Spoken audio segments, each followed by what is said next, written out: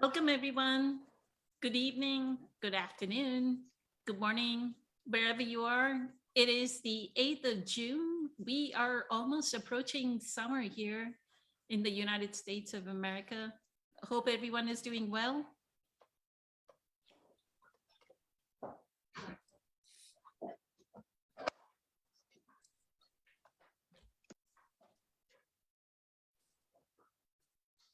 I'm going to welcome the panel. Hope everyone is doing well. And I'm going to welcome the panel today.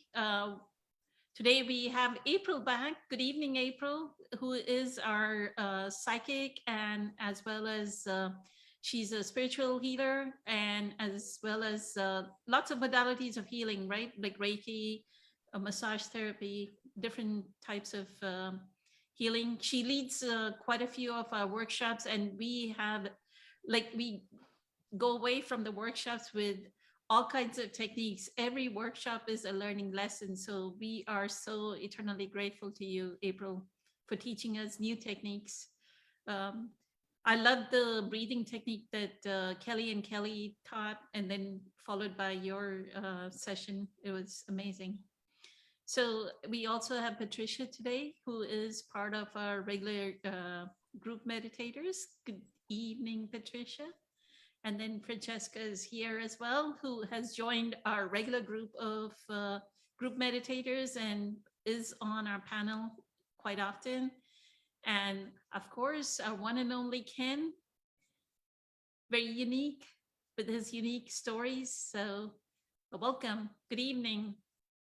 So April, since you are here, I wish Kelly and Kelly were here as well. I didn't check the messages to see if they said that they were not going to make it.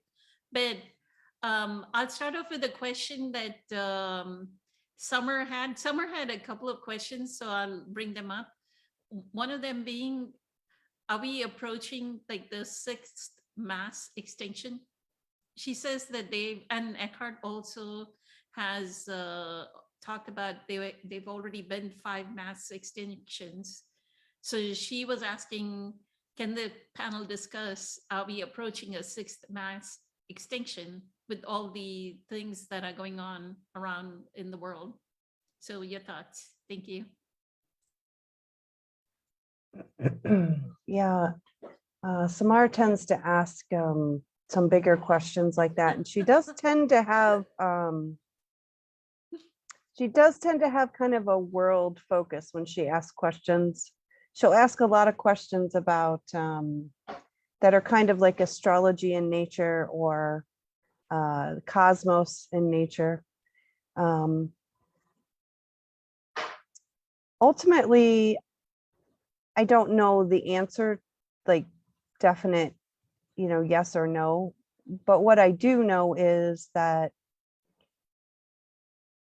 there's a pattern. We follow a pattern. Earth follows a pattern. Energy follows a pattern. And we do tend to repeat our history. Even in like Atlantis times, if we want to go back to Atlantis, and that civilization collapsing, and others like that. And what I think is happening now is similar.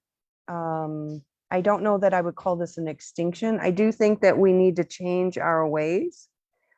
We need to change the way that we're doing things.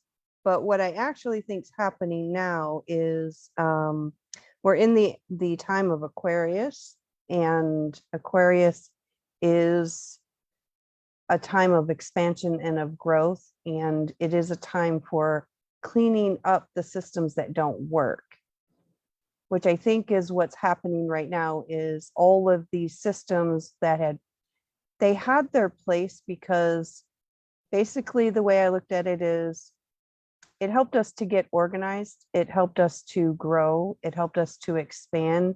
I was thinking about this the other day, that just thinking about the first car and how the first car was made. And then thinking about how, you have the wheels in the front that turn, and then you have, the transmission system but the wheels in the back that turn. And I thought, we've done such a great job in a really, really short amount of time, if you think about it, of each part on the vehicle has been specialized down to the T. I imagine that the first car was very hard to turn, and now you can turn it with one finger.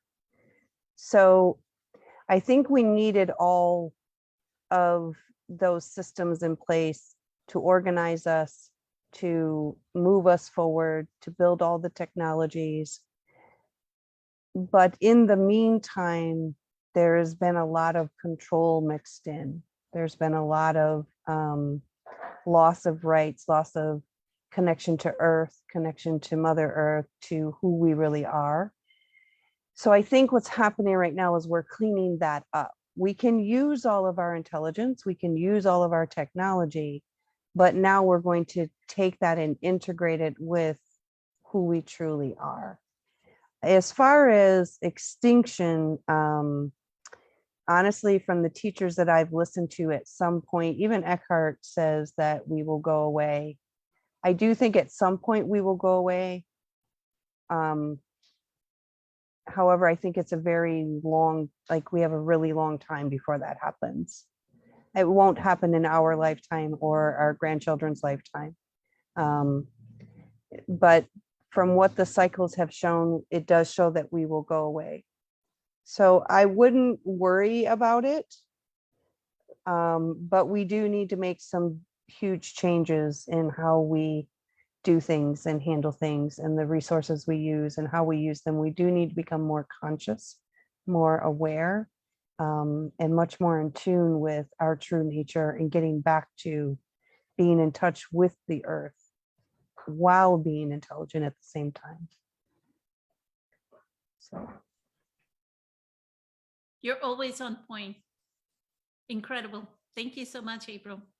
You know, I don't remember what exact context Sadhguru said this. Maybe somebody asked him about the infinite possibilities. He said something about there's a number like 84, that there are 84 cycles going on, and 23 of them already have perished. The other, or 21 of them have perished, and 63 are still going on. So I don't see that there is something like a mass extinction impending like tomorrow, right? In 2012 came, you know how panicky everybody got around 2000. Then there was some Mayan thing for 2012, December 2012, and December 2012 came and went away, and we're still here.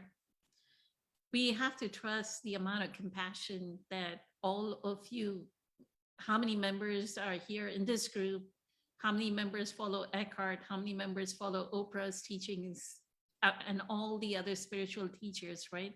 We have to trust the level of compassion that exists on the earth right now. The day that the level of compassion is gone, I think is the day that we can expect some mass extinction. But as long as we are compassionate, there's loving kindness, I don't see anything. yeah. Well, in that compassion, that this movement that we have in my lifetime, Poonam, and I think yours as well, there's a huge shift compared to when I first started this journey. Like, I listened to some of the other teachers who are a little bit older, and they will say that there really wasn't any books in the bookstore. Remember, we could go to a bookstore. There was a bookstore, you would go, you would sit down. Now everything's online, but there really wasn't. So the expansion is huge. And ultimately, the real thing, though, is that extinction would be a human thing, because energetically, soul-wise, God can't become extinct. We will just change form. Perfect. Thank you. Thank you for that pointer as well. Incredible. So, Ken, did you want to say something about this? I know Lakshmi and Sri Lakshmi have joined us online. We are so honored. Wow. I don't know really I'm going to give what I'm going through. I know that the changes that I've made in the last 30 years and understanding how much I've changed. And in that change, I'm letting go of self. I've realized I've learned so much that I've learned. I'm realizing that there weren't a lot of truths in that. There was a lot of illusions and a lot of lies of how I was programmed. And I have accumulated many addictions. I've accumulated ways of thinking and realizing that I need something else. And so what I'm turning to is a higher level of consciousness. So I too have been many things that April had mentioned. I feel like she's hitting the nail on the head. So I'm just going to kind of expand somewhat with what she had said. And there are so many different changes going on. And I know for myself, things had to get worse before they got better within myself. I know how much mirroring I'm doing, living my life or a life. And I have what I call an inner GPS or an inner magnet, and I'm turning to like-minded people or to what I need. And that's coming through intuition. That's coming through heart energy. And I'm learning things that if I hadn't allowed myself to be vulnerable and to feel and to really go underneath or below the surface of many things and how I'm living, as that happens, what other people say brings up my stuff that is inside that I need to look at. And much of that is painful, or much of that is making me realize that I had a belief system that I didn't realize had to change. And that's what's happening with me. And then I'm hearing other people that are like-minded. And it's amazing how being in alignment to this, I want to call a level of consciousness with other people, I'm realizing that I'm doing what I call mirroring. There are things, synchronicities, things that are happening. I'm like, wow, I just thought about that, or I was just talking about that. And then all of a sudden, I'll hear other people talk about it.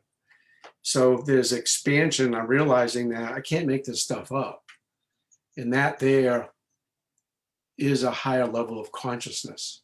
It's something greater than myself. And I call it higher power, God, consciousness, that is helping me to understand what I couldn't do on my own. And it's not coming through my thinking mind. It's coming, I call it heart's intelligence, and it's coming through awareness. And I'm learning to really be present, just by being with other people that are present. And I'm actually taking in information differently than I had before or earlier in my life.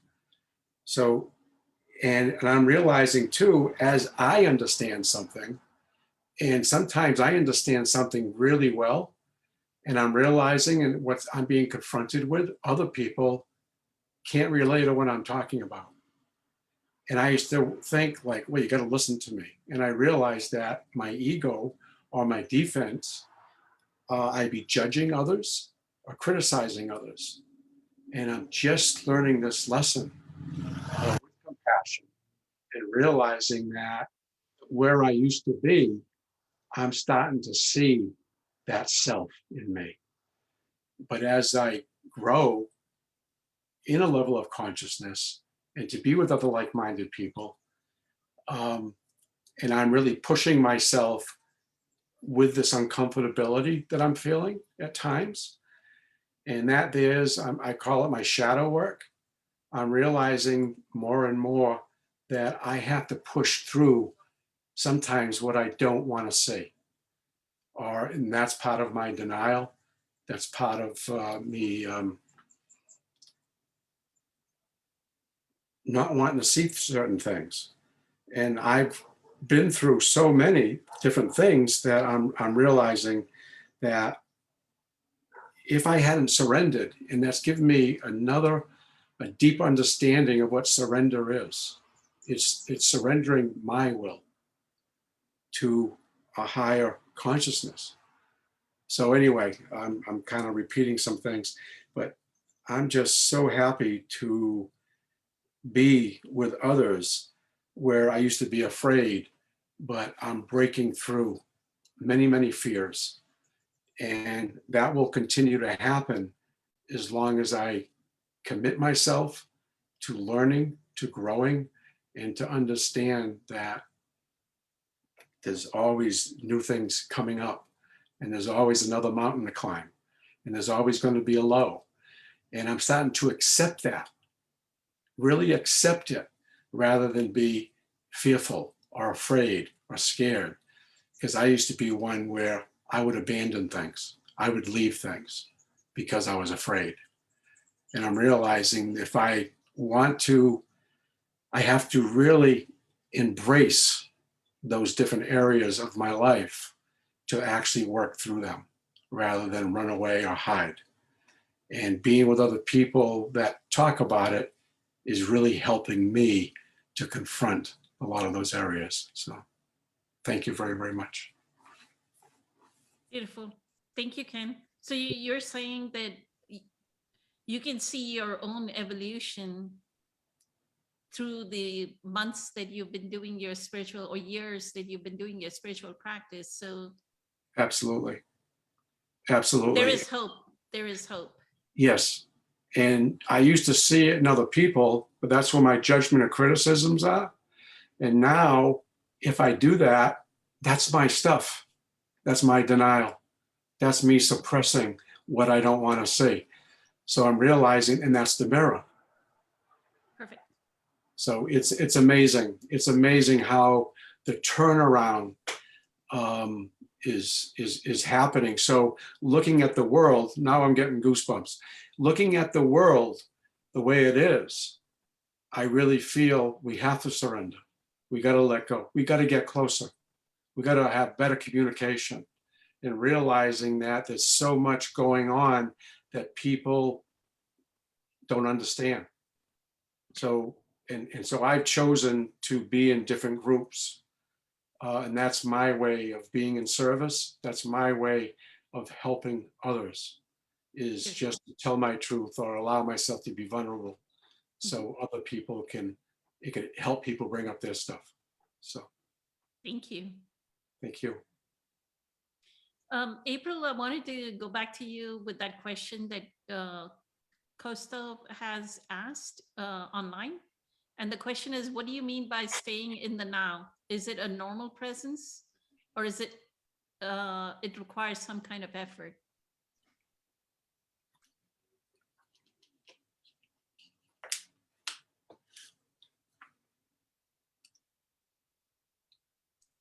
I think you're on mute.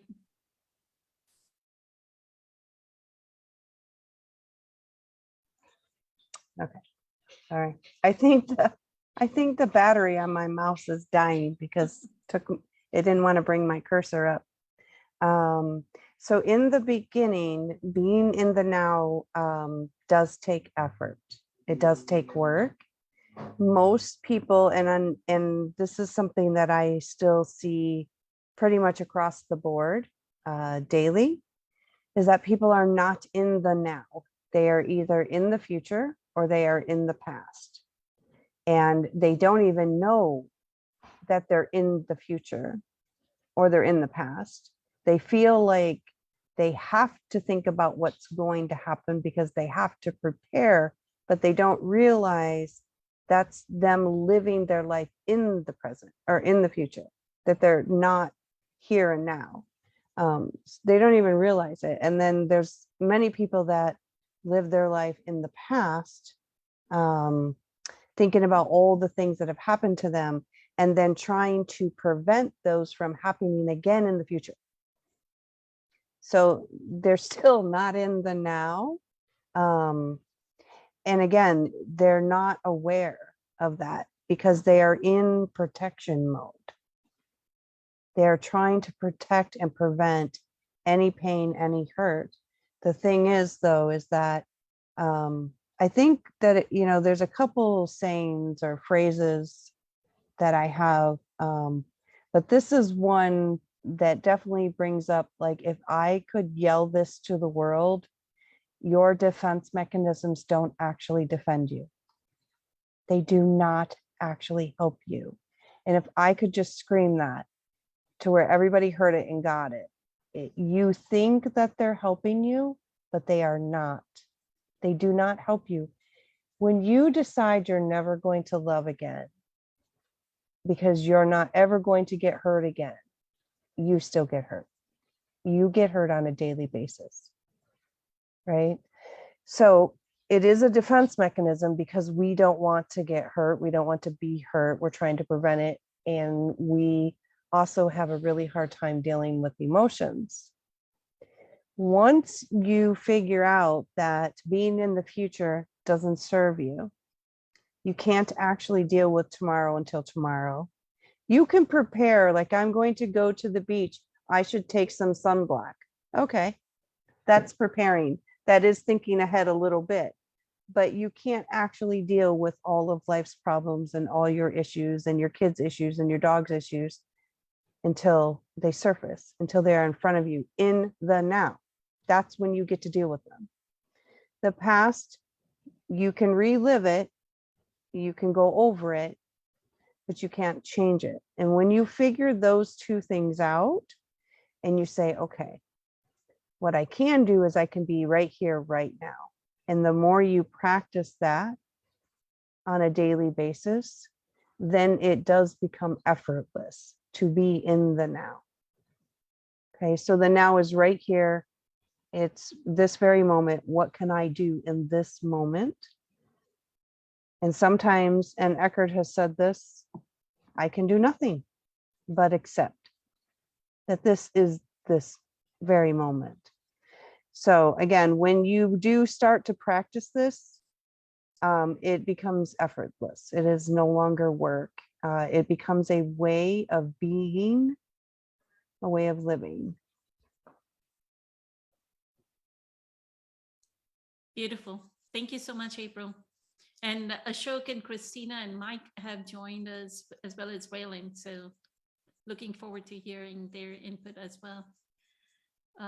They're online. Hello, everyone. Patricia, did you want to speak to this? What do you mean by staying in the now? Is it a normal presence, or is it does it require some kind of effort, as well as on the mass extinction? Hi, everyone.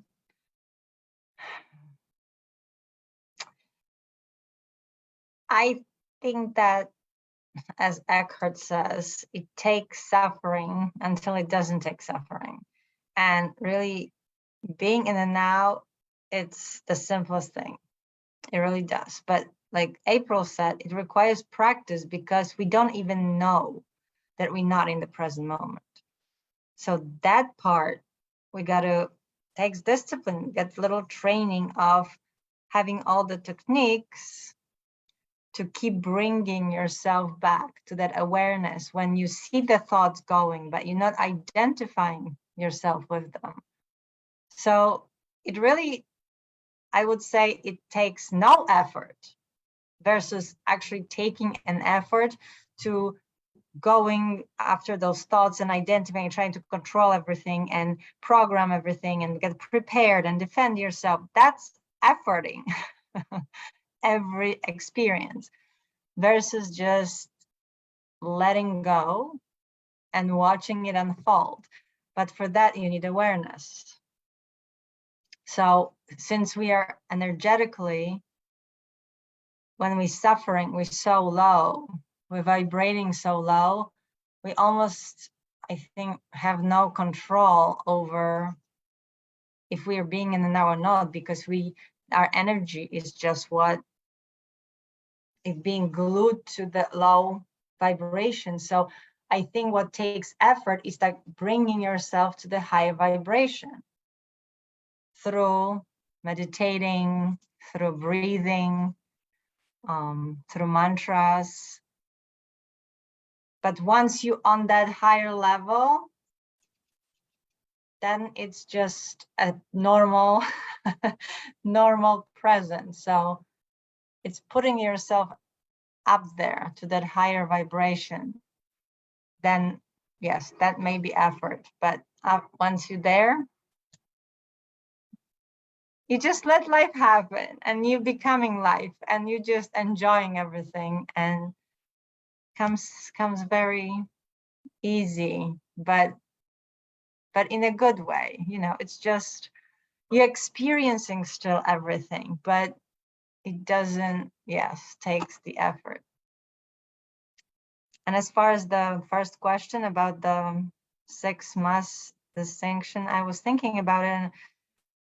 And what came to my mind is the story, the movie actually, of The Never-Ending Story.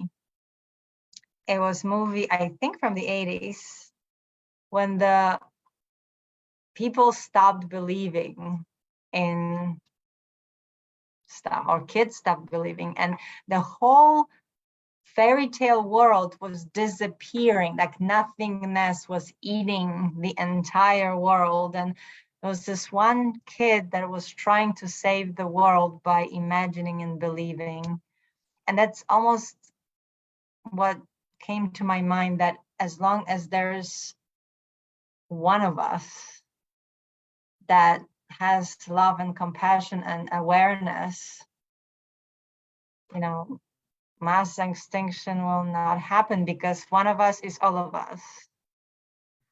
So, and the reason maybe when so many people are going through right now clearing is what April actually mentioned, the age of Aquarius. And maybe that, you know, that the growing pains almost, it's like growing pains. Certain things we have to let go of. And it hurts in the beginning until it doesn't hurt anymore. And each one of us experiences those growing pains, and the level of, you know, the world, it's probably the similar stuff. You have so many people looking for spiritual teachings because it has that pull toward being who they are, that freedom. But it requires to let go one by one all the limiting beliefs, and it hurts. It hurts because you are identified with it, and you feel like if you let go, there will be nothing left. I went through this too, and I'm still going through it almost on everyday basis. So, but once the level of consciousness is growing, it's just a blessing. At this point, you see it as a blessing, because if you're aware, and even if there's some turmoil going on, by you being aware, things like they changing. They can't just continue in that old pattern because you're shining the light of consciousness on it. It's interesting. It happens to me every day right now. Before I wasn't aware of that. Right now, I can separate the I. It's actually interesting. I watched Mr. Spira. What's his name? I forgot the name. Michael? Rupert. I'm sorry, Rupert. Yeah. Rupert Spira. And the way he isolated the I from anger, it was so incredible. That was the most direct path for me in that moment. When I heard it, it's like, but who is feeling the anger? So person was trying to describing, but it's like, no, but who is I? And the minute you actually get in touch with I, nothing can touch you. And you just, all of a sudden, there's no anger. So yes, I feel that the present is just realizing that you are the I, and there's everything else is just experience. Mhm. Beautiful. Thank And you. that Mhm. was the question that you had. What is the peace that passes all understanding? Is when we know of that I, what Eckhart calls the deep I. That Yes. everything is happening on the surface, but that I is just there. It's like the other thing Eckhart uses. It's just like the projection screen, and the images are coming through, right? Mhm. So awesome. Thank you. Thank you for that. Francesca, did you want to answer this question? What do you mean by staying in the now? Is it a normal presence, or is it something that requires some kind of effort? Or about the sixth mass extinction that Summer asked? Are we at the sixth mass Sure. extinction? What's you. the can you read the extinction question first? It's I'll just start that- with that one. It's Yeah. just that are we at the sixth mass extinction? They were already, Oh. people say that they've already been 5, but Yeah. if you take Sadhguru's point of view, they've already been 21. So I don't know where the 5 and the 21 come from, but they've already Yeah. been 21 extinctions. So you want to talk about it? Thank you. Okay. It isn't really a topic I talk about, mainly because when I hear words like extinction, of course, the word, naturally to me, when I hear extinction, you think like, okay, everything's going to disappear, vanish, right? Like as a species, we're just going to be gone kind of thing. But that being said, I know what Ken touched on is really profound in relation to his, and again, that's also my personal experience, is in the last several years of doing this beautiful work that we've been doing, this journey that we've been on, as I evolve, my views, start to change, things become more clear, and the word extinction makes me think of the word new earth. And I'll tell you why. When I heard the word new earth for the first time, for a couple of years, actually, the first few years in my journey, I kept wondering, like, what is this new earth? Is it a place? Where is this place? Are we going somewhere? Then I got, and then all these things were being shared about aliens and all of this stuff. And I'm like, okay, so maybe it's associated with that. We're going to be taken somewhere, those of us that are doing this journey. And I got lost, right? I went into that spiral, but it was necessary, because it was part of my learning process. And in the end, I realized, many years later that, of course, the new earth is really is our state. It's a state of consciousness, right? That we're now starting to, we've been in the last few years really now starting, a lot of us now fully starting to step into that state of consciousness. Because even those who aren't on the journey, I'm finding they're more open to explore possibilities, just from hearing these teachings that, those of us that are teaching it, Eckhart and teachers before us like Eckhart and Deepak and all that have, they lit the way, the lighthouses, right? For those of us who've started the journey after them. And so, yeah, to me, in terms of whether there's an extinction, well, in Buddhism, Padmasambhava predicted, of course, eventually we're all going to no longer be here, but there is an order and there's a process that we're going to go through in relation to how this is going to happen. It's like a slow breaking down. Now, that being said, and this is why I choose to answer the present question after, because I'm going to attempt for the first time to join two things together here, because I've seen something else happening.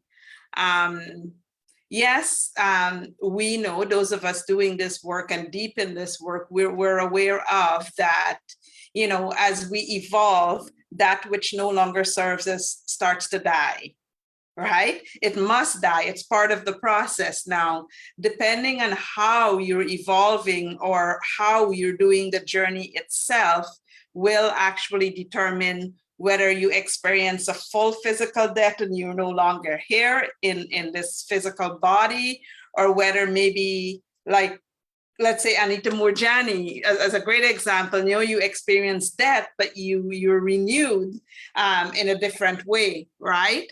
Or if you're, you know, like the Buddha and you're doing that journey, you know, or the Christ, you know, you experience physical death. However, your state of consciousness is now part of the whole that's playing a role in helping all of us, right?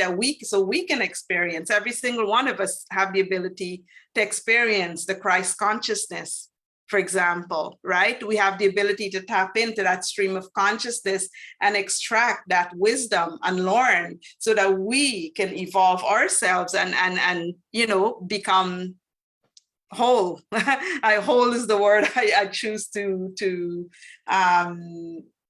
describe this, because we move out of, as we evolve, we move out of that dualistic mind view, that split state of consciousness, and we become whole, right? As we start to, you know, let go of those limiting beliefs and all these things that keeps us, you know, split, right? And we're flopping around all over the place.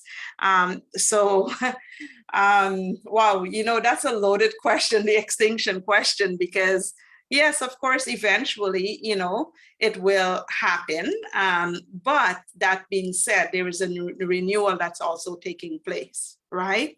So are we all going to despair? The truth is, I don't know the answer to that question fully, 100%, because I don't think all of us will.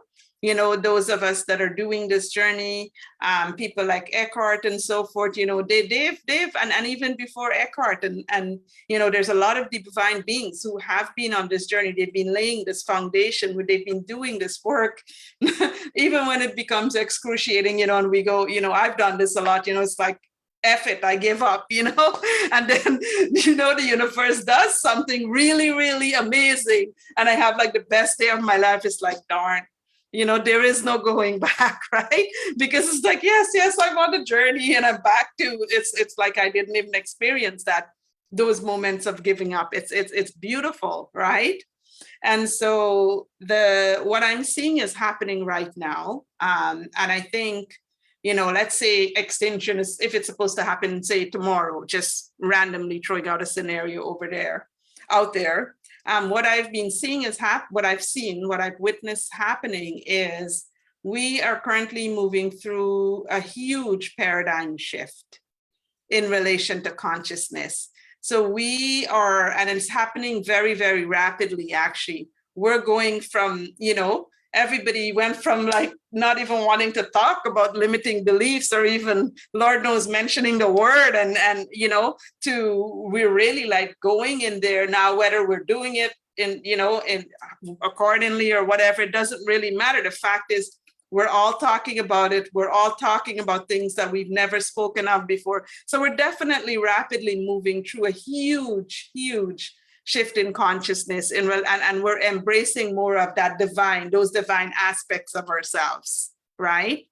And yesterday, actually, I didn't know I was going to share a little bit about this because I'm still moving through the process. Yesterday was the first time in the last since in the last 6 months that I've felt, so since my surgery pretty much, that I felt a deep connection to the state of consciousness I was in prior to my journey, but prior to my surgery. Something that I experienced, you know, when I'm deep in practice and deep presence, and it was beautiful. I didn't even expect it. You know, like I had this rough few weeks and then I'm like coming out of it, and it's like, okay. So the last thing I expected when I woke up yesterday morning was, you know, I got up and I felt like I needed to shower like with salt. And I was like, wow, I haven't done that depth of self-care where I shower and I use salt, the whole 9 yards, you know, but I felt guided to do that. And then I felt guided to go to the ocean and sit where I met Healing Dragon. He was one of the first people I met after I started this journey years ago, and I was meditating and he showed up. And so there's a story around that. Anyways, so I felt guided to do that. So I was just following, the guidance, and I went to the ocean. And I sat on the bench, the same bench I was sitting on. And of course, the entire time I was in this beautiful, like blissful, because I was feeling that state of like I was tapped in. And so I was like sitting there and just like fully present, just, in that joy. And I was like looking at the ocean and just sitting there. And on my way there, even before I left, but then when I got there, I kept being reminded to write my intentions. And I thought, okay, I'm being guided to write intentions today, like this morning, to write my intentions, to really like, and it was so powerful. Like, I mean, I've been fighting this need to stop, because I was brought to a screeching halt to stop and heal myself. And of course, my egoic state of mind, as you guys know, some parts of the story, I've been fighting, right? It's like, no, I still want to keep teaching. I love, what I'm doing, and all the stories that it comes up with. And all of a sudden I was like, okay, I'm going to take out my book and I'm going to rewrite my intentions. So I wrote my intention for my purpose, which is what I've been working on for the last 8 years. And my mission, I rewrote that, and then the second thing that came out of that, which is interesting, and this joins with, some of what Ken said, which is, he sees hope, like he feels hopeful. And I do too. To me, when we're moving through a shift the way we're moving through right now, I don't feel like we're going through any type of extinction. To me, I'm actually feeling quite the opposite. and I'm very excited by it, because I'm like, wow, when you can sit there in deep presence and all of a sudden you could see the infinite possibilities, and all of the things, you could see everything that needs to happen and how it will happen. And you're sitting there and it's just like, oh my God, wow, there's like a lot of exciting things to come, so even though right now it might feel like, yeah, we're going through an extension, because the truth is, and don't quote me as the one announcing this, but yes, there's a lot of deaths that are physical deaths that's happening right now, due to a lot of physical illnesses that are suddenly arising. And these are illnesses that have been in our bodies for a long time. And many of us just didn't realize that it was there. And because of what we just went through during COVID and after, and because of what was supposed to happen, some of it kind of happened, but not majority of it. We're now moving through a phase as we're shifting. The deaths are going to happen. They're starting to happen. We're starting to see that people suddenly getting, everybody I talk to, that I personally know, for example, are going through some sort of illness in some major way. A lot of it I've noticed for women is cancer, or in relation to sight, and so forth, and so forth. And some people are going through the process, are moving through it, and they're coming out, healed and so forth. And I believe that's what's going to happen, but others, sadly, isn't going to come out that way. I'm trying to verbalize this as gently and as nicely as I can, and so there is that what's happening. And so I'm aware there's a lot of that we're going to be moving through rapidly in the next little while. But again, as I was writing, my intentions, and I clearly saw this renewal that's taking place. And part of that renewal is basically because we're moving from the old structure, right? We're going to be moving from what I call it the old structure, right? To which is driven by that dualistic mindset, which pretty much is ran by the egoic state of mind, unfortunately, for the most part, right? And we've built that entire structure based on that dualistic mindset, right? So we're going to be moving out of that, from that dualistic mind view to the new structure, which is experienced true wholeness, right?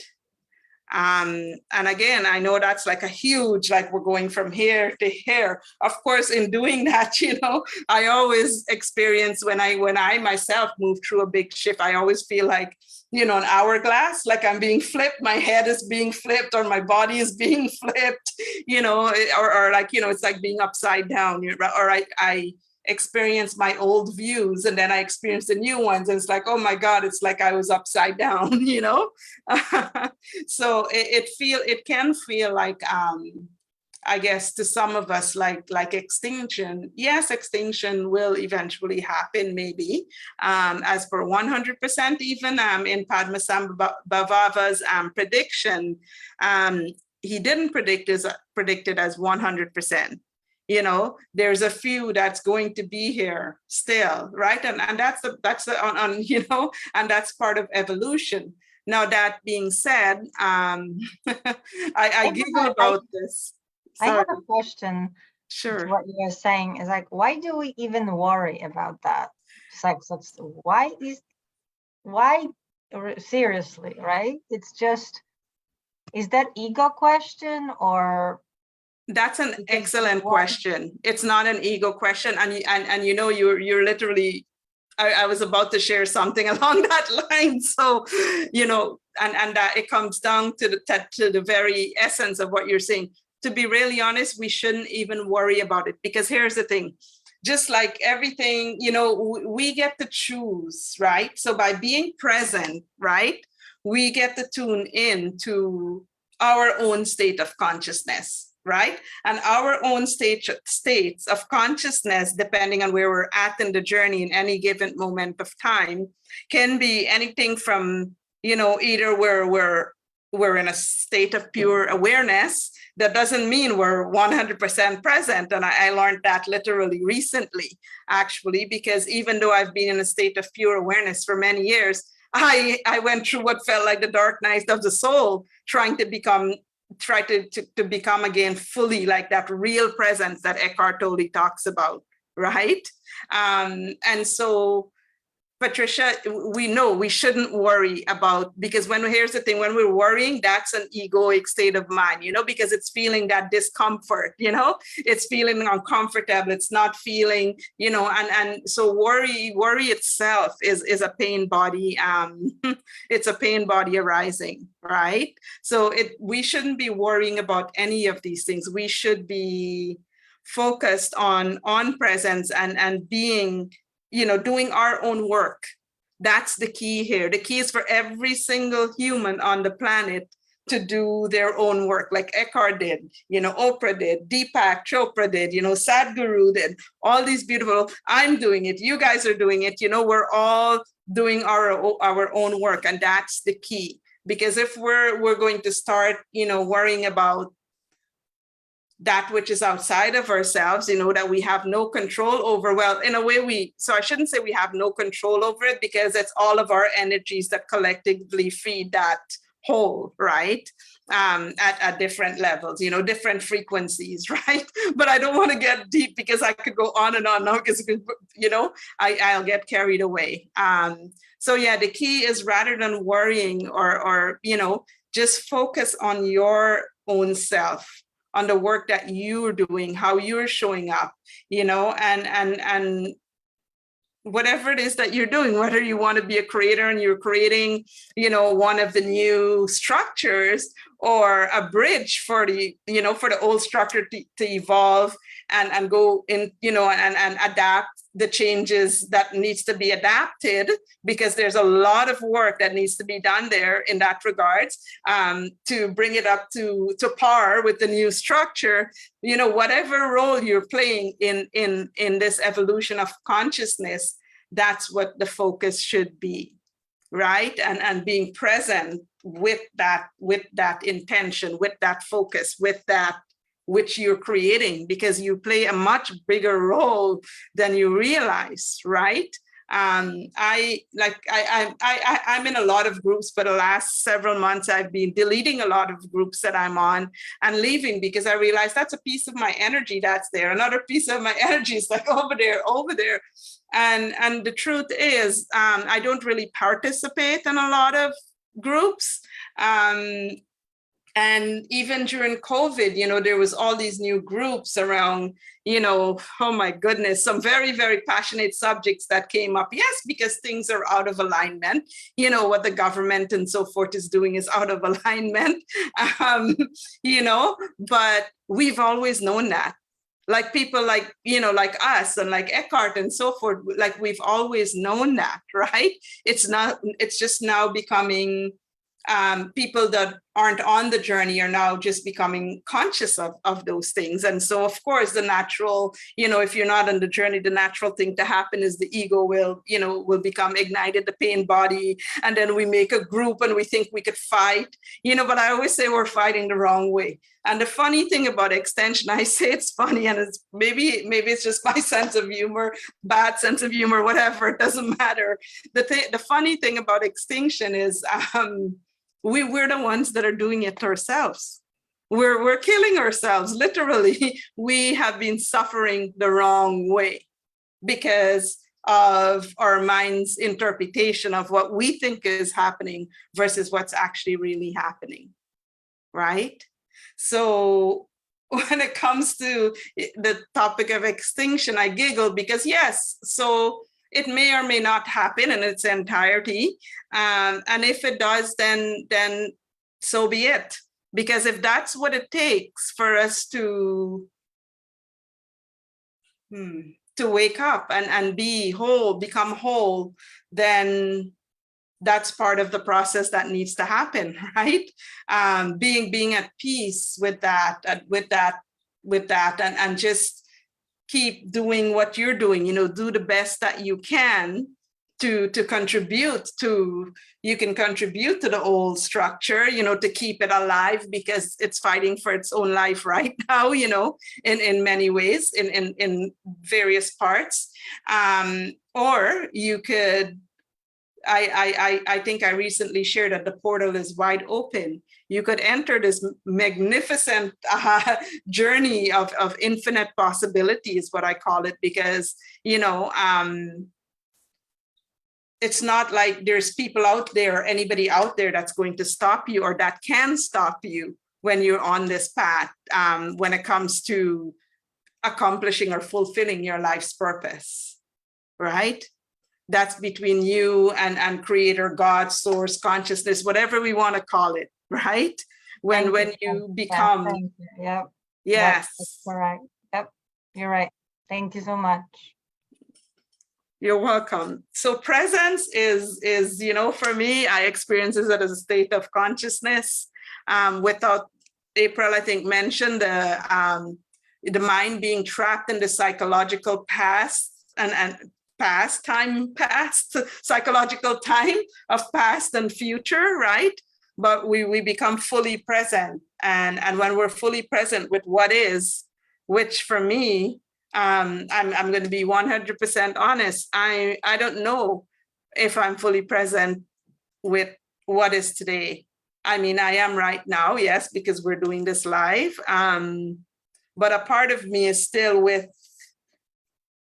the other part of, like, I had some big downloads when I was sitting on that bench yesterday. So there's some things that I need to do that impacts the shift that we're going through. And I need courage to do it. That's the truth.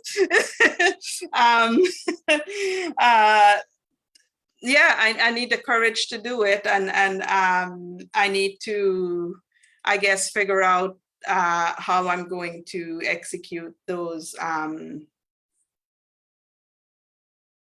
Yeah, I have to write to all the Tibetan monks. That's one of the steps. And there's a few more things that needs to happen. And yeah, I've got to figure out how I'm going to write all of that and stuff, because a lot of things happened yesterday, and so I'm with that in that state of consciousness still, and I'm probably not my best at speaking when I'm yeah. But yeah, that's all I think that's all I'm going to share. Knowing that, that's all I'm going to share for now. Hopefully that helps. Thank you so Patricia. much, Francesca. I'm gonna make a comment to Patricia's question. I was about to move to you. Psychically, Okay. you knew. I was going to ask you, can you answer Patricia's question? Why does Summer ask those kind of questions? Go ahead. Yeah, Thank you. so she's on, I mean, she asked that because she's on her spiritual journey. She's also in a space in her life where she has more time, in a sense, not, like raising little kids and the daily, so much of the daily hustle and bustle. And when we are past, so this was the same thing in the like Maslow's hierarchy and a couple other people. When we're past the point in our life where we're just surviving and trying to provide our home and our food, and we're not even going to mention gas right now at this point. It allows you, so the theory was that we were not able to know ourselves. We were not able to know the I because we were busy surviving. So when you get past that, you're able to question. You're able to go, I wonder. And I don't know that she was worried about it just because of knowing her, like on more of a personal level, kind of knowing her. What I think is, one of the things is that she has time to ponder. But the other thing is, it's okay to wonder. So it's not necessarily ego to wonder. And it's okay. The issue comes in like with OCD. Okay. Like if you put your dishes in the dishwasher, it's not a problem that you feel that all the forks and all the spoons and all the knives have to go together, or that you feel like they all have to go up or they all have to go down. It's your reaction if they don't go that way. So it's not that you ask the question. It's not that you're questioning, because that's part of the universe's expansion. Remember?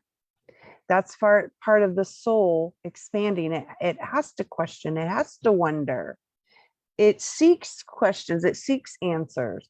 It's if you get stuck is the problem. So it's okay to ask. It's not necessarily ego. It could be, but I think in this case, it's not necessarily ego. It's actually soul or spirit being curious. 100% April. And the Buddha said to question everything. Questions are portals, and that's how we evolve. So yes, to that. Beautiful. I don't know how you knew, April, that I was going to move from Francesca back to you to answer Patricia's question, because you already said. The other thing is you said something about we're in the period of Aquarius. Did you want to expand on that real quick before I go to Michelle? Well, again, I'm not an astrologer. I don't really do numerology. I mean, I'm aware Exactly. of it. I'm aware of it. I just know that this is a time, unlike, and I forget, actually, I just listened to somebody, how long are we in this phase? We're in this phase for quite a while, this Aquarius. But it is the time of us learning to come together and us doing away with these old patterns, these old ways of being, and reaching higher consciousness. That will continue to be the theme during this phase, this pattern. That's Awesome. going to happen.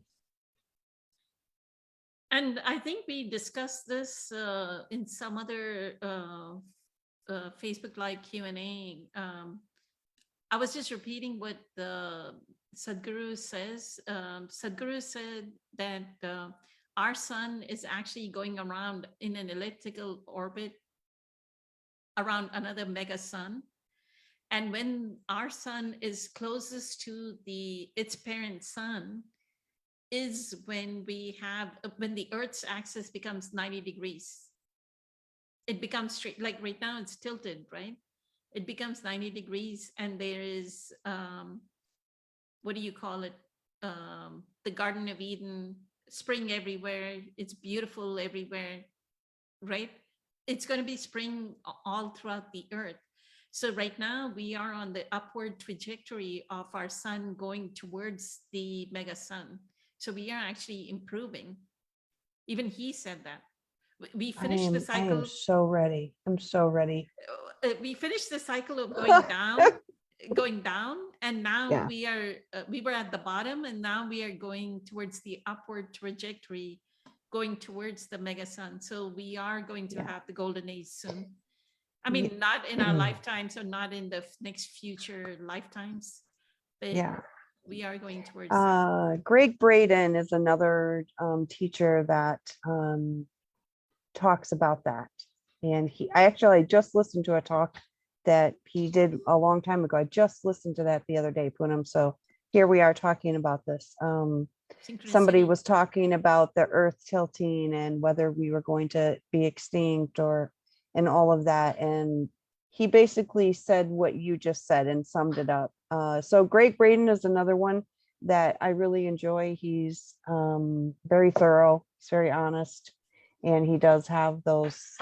And again, I don't think that this is something that will happen in our lifetime, but I think that as a human who is put here on earth with a veil over them, to whatever degree your soul chose, that it is perfectly normal to have these questions at some point.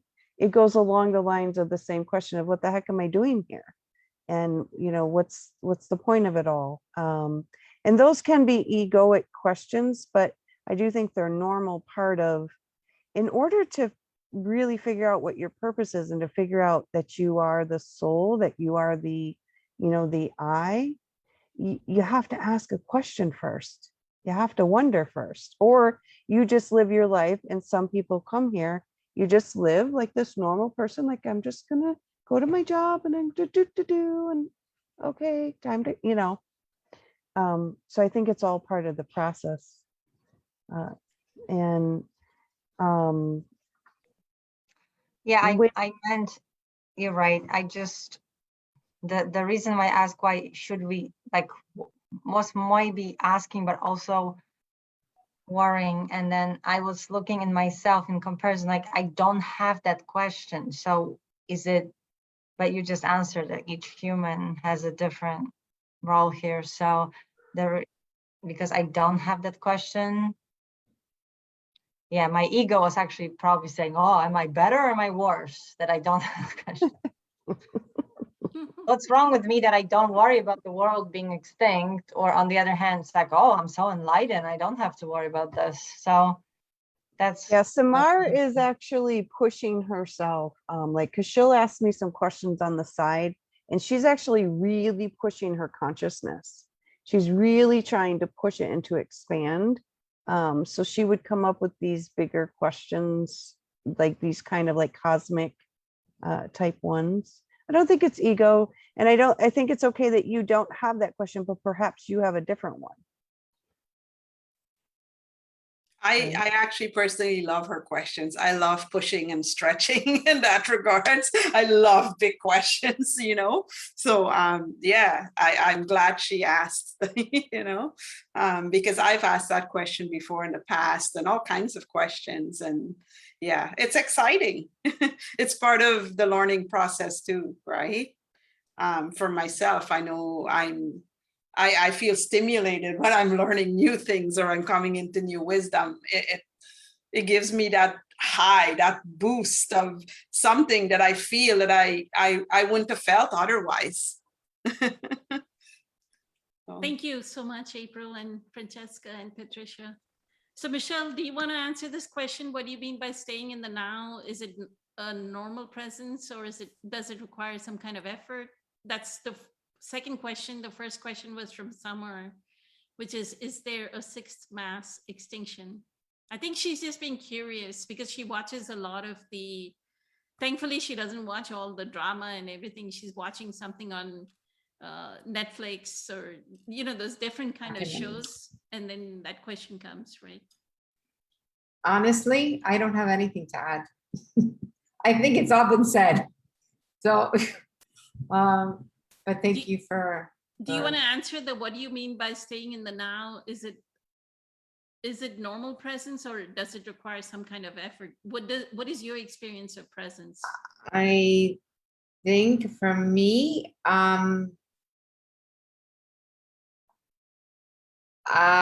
there, like April said, you know, at the beginning, you're just thinking, right? It's that, and I think even Eckhart points to it, where that French philosopher, I think, therefore I am, you're just thinking in the future, thinking in the past. You don't even know what being present means. Yeah, I'm present, I'm right here. But you're not present in whatever you're doing, because whenever you're washing the dishes, you're worried about the bills that you need to pay, or tomorrow what's on the agenda. So you're hurrying because you're tired and you want to get to bed. I mean, I've experienced all that. And there are days where I'll experience it. I mean, I'm going to be honest. Yeah, there's days where I am totally present, like in the zone, feeling high and great. And then something happens and I'm dealing with a lot of doing. And that's normally what brings you back into those past. For me, it's more about the future. It's not so much, I don't live in the past. I live more like, you know, what do I need to get done? And, you know, and so that anxiety, and then once that happens, you lose it again.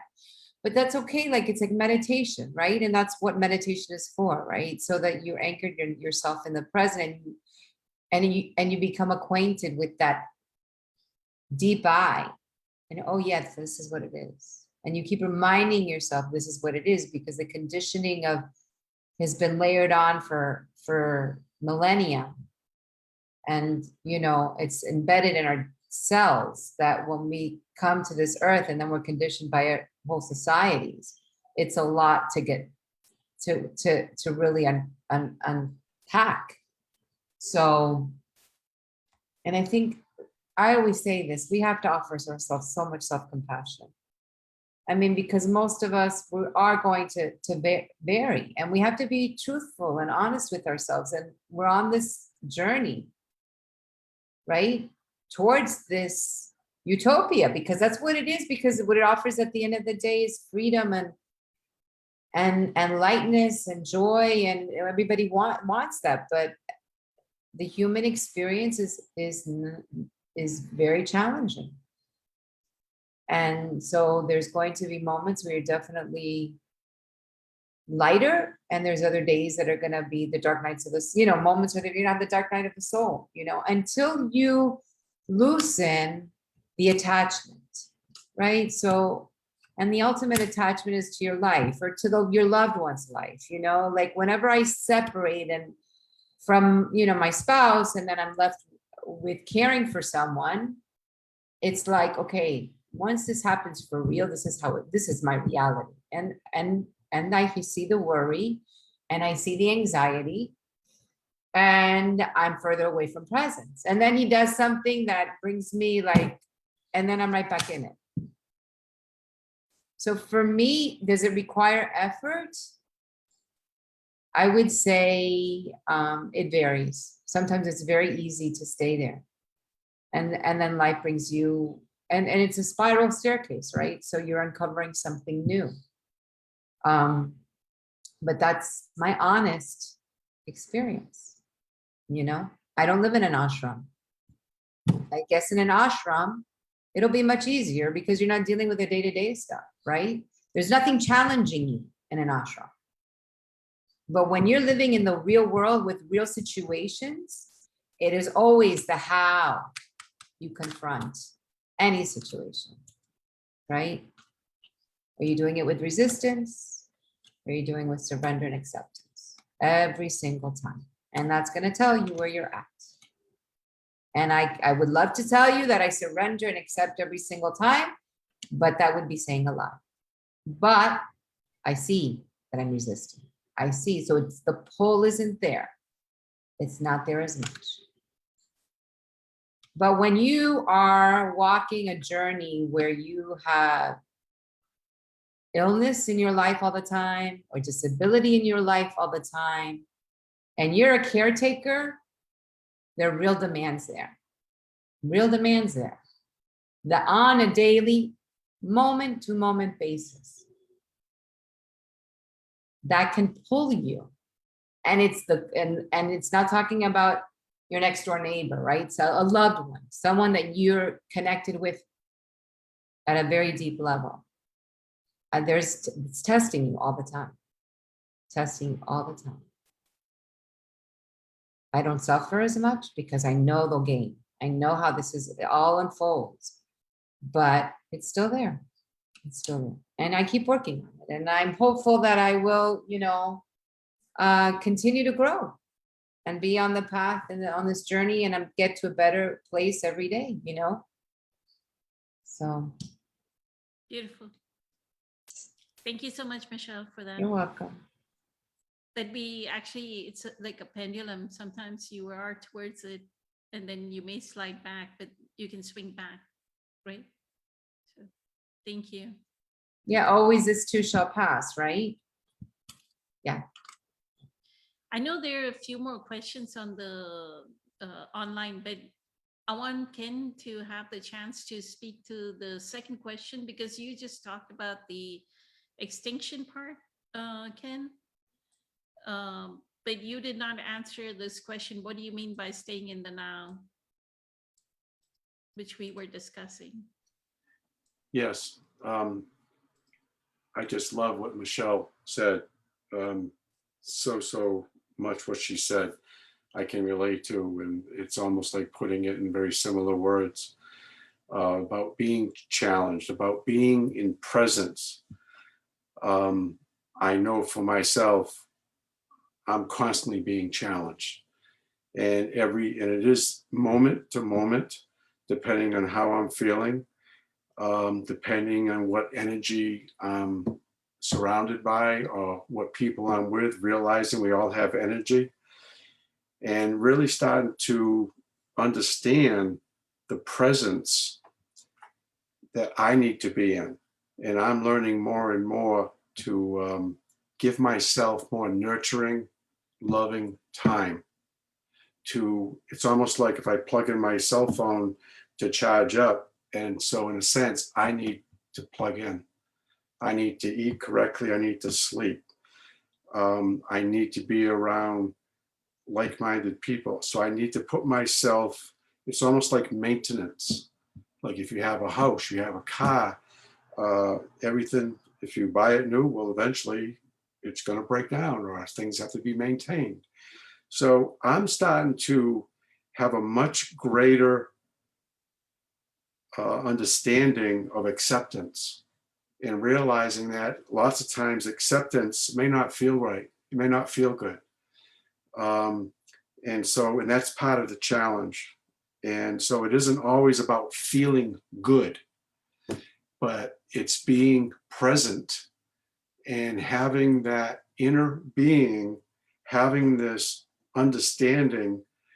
And now I'm starting to really feel that acceptance. So it's almost like rising above and being the watcher of what's going on.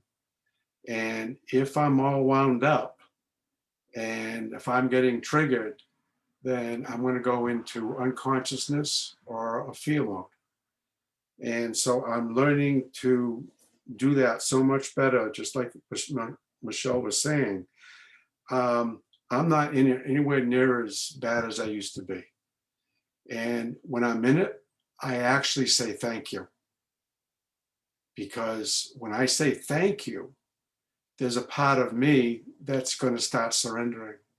If I start fighting and resisting and denying, I'm going to act like a 3-year-old and have a little tantrum. And that won't get me anywhere. And all I'm going to do is recycle old garbage. So I'm learning so much better that when, and there's some areas of my life when it comes to computers and stuff, forget it. So, but even that, I'm saying, okay, you stop fighting. So it's amazing when you finally have had enough, and only I can do that. No one can make me do anything.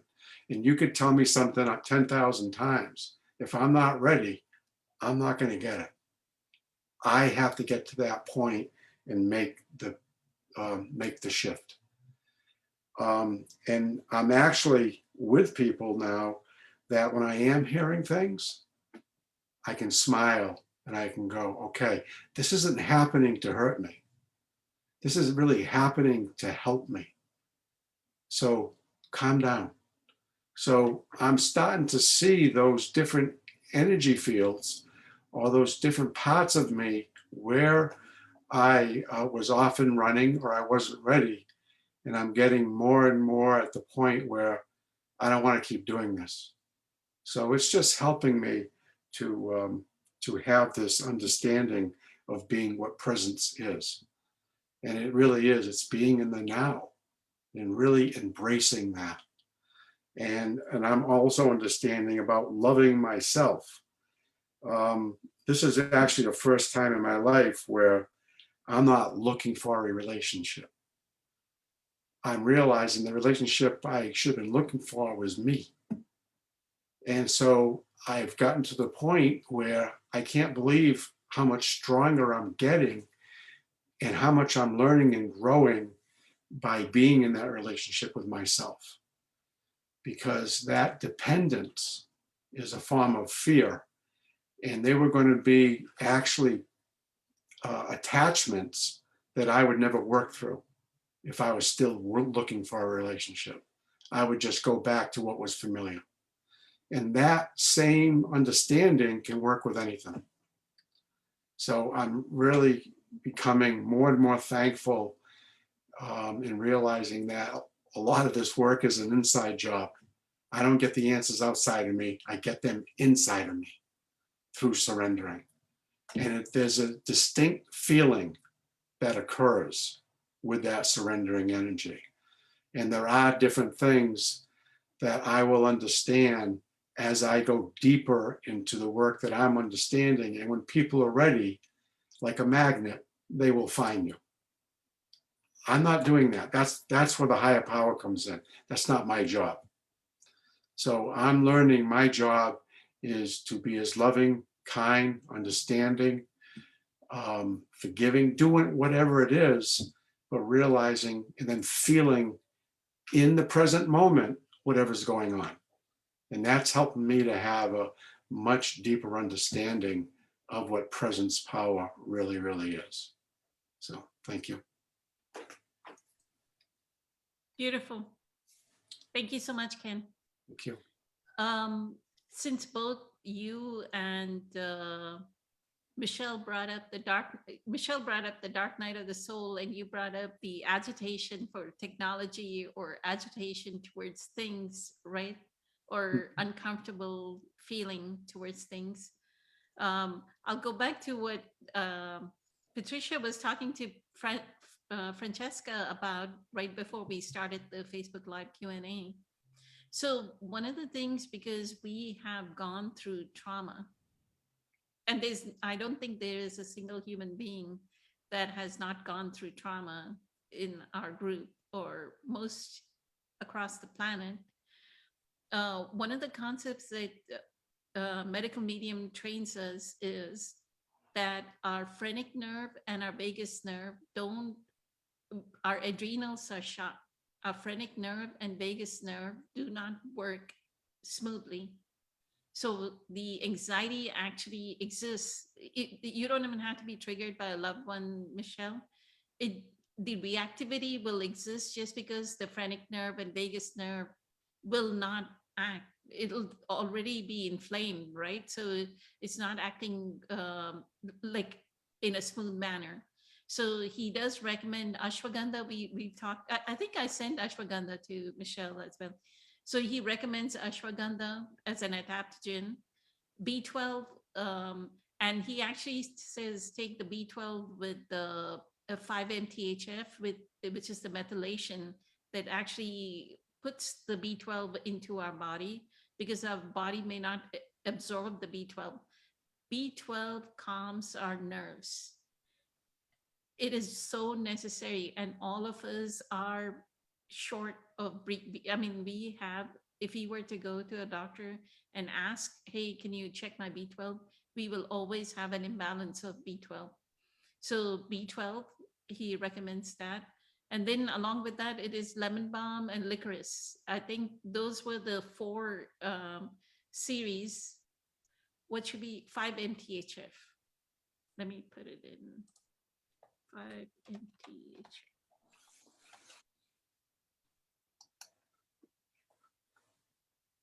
I think it's methylation of something. The MTHF is that. And actually, Vimergy came out with, I bought, Patricia, just wanted to let you know, this time around, instead of buying the tincture, I bought the capsule, which is the new B12. And I will let y'all know how the new B12, and I have loved it. Like, I do that protocol every day in the morning. I take ashwagandha, I take B12, I take lemon balm. And licorice is 2 weeks on, 2 weeks off. So I'm on my off period right now. But I take it and I can feel that calmness. Like throughout my day goes very level-headed. Like, I work in corporate America. It's not like I am without any challenges throughout the day, but my day goes like this. And it has gone like this, like for the past 2 years, that, I mean, at least a year of doing this protocol, because I think I've been doing the B12 very consistently. I've been doing the ashwagandha and B12. I still have, I mean, I'm taking an ashwagandha bottle, and I actually have a backup bottle just in case this bottle runs out. I don't even ever run out of it. I just keep it in a cycle. The other thing I do is zinc and micro C. I'm constantly, it's on a cycle rotation. As soon as I'm out of zinc and micro C, already, like, I'm ordering the next series of zinc and micro C, because that just keeps up our regular immune system. Because nowadays, like, everybody's getting COVID too, right? Like, I've heard that many people are getting it. So just wanting to offer, there is a spiritual method to doing it, but we have been so shocked, right? We've gone through so many stresses. I was a single mom, right? My son is now 24, 8 years old till 24. I've been raising him all alone in this country by myself. I mean, just imagine, like, doing your full-time job, running back home, taking him to his practices, taking him to his games, taking him to every event that he needed to go to, right? Whether it's at 11 o'clock, and when they start to go into high school, it's at 11 o'clock at night, it's at 12 o'clock at night. It's not like the events end at 6, 7, 8 in the evening. So we put our bodies through a lot. That's what I feel. So, I mean, take care of yourselves, everyone. Yeah, there is a spiritual practice, there is meditation, but also there is physical aspects to it. So take care of your physical aspect of it as well.